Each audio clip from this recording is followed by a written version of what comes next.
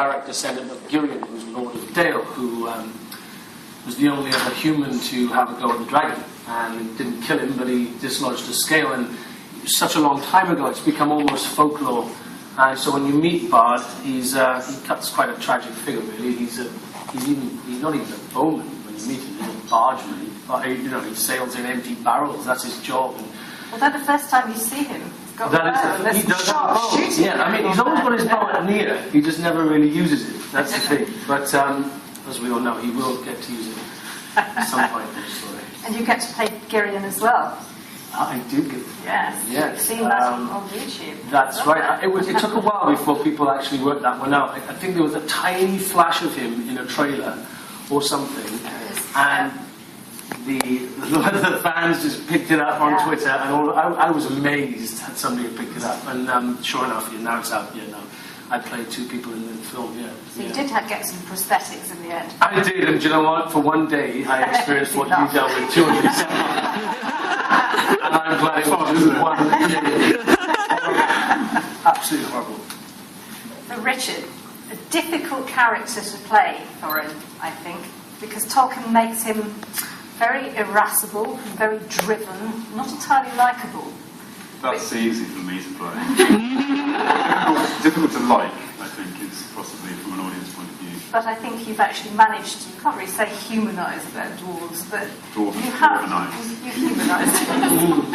It's been really interesting kind of talking about the character over the past couple of weeks, because every journalist that's sat in front of me has had a different interpretation of Thorin. Some people have said he's warm and he's opening up in this movie, and other people sit down and go, he's such a jerk, and then you think, God, how can there'd be so many extremes. And I really like the fact that everyone's seeing something different about him, and something that's relatable to, and actually something that's a little bit alienating. And I think that was Tolkien's intention, is to have someone at the centre of this story that is a bit grumpy and that you don't always agree with. And I didn't always agree with Thorin's decisions, but I sort of had to get my head into a place where I could serve the character despite my own reservations about what he believed in. So how do you do that? How do you draw on him?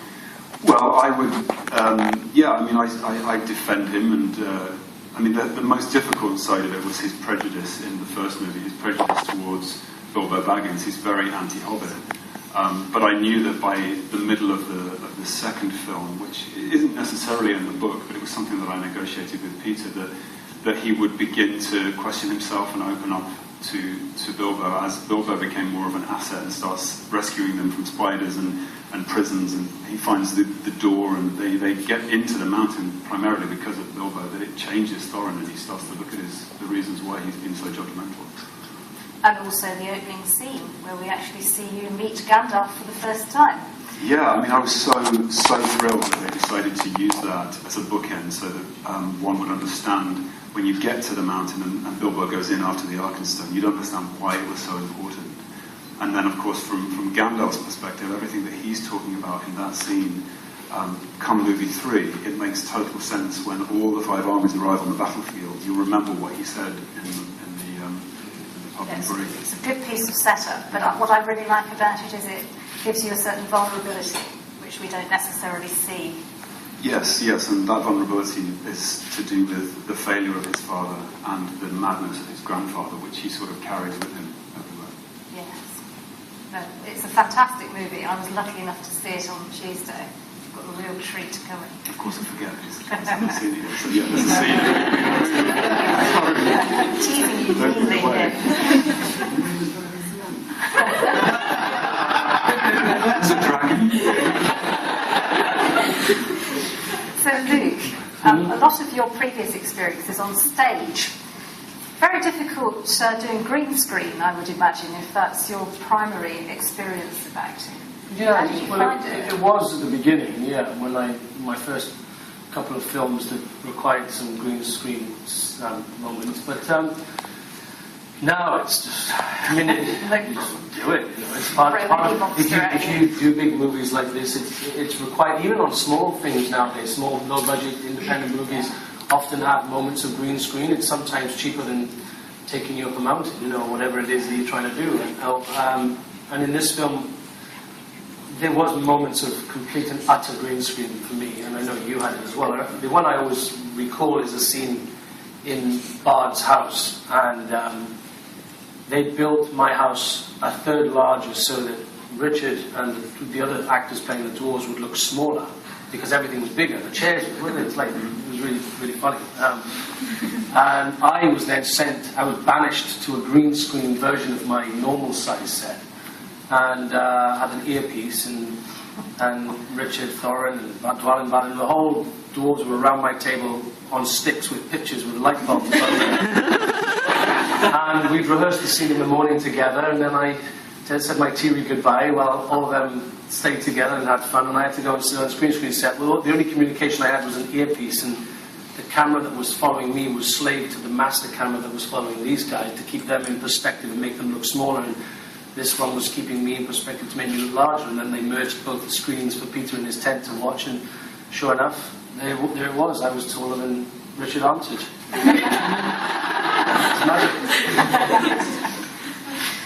Now, Richard, I know that you're a Tolkien fan from way back, and I heard somewhere in an interview that you said that when the Two Towers movie came out, you went to see it with a group of friends, dressed up. I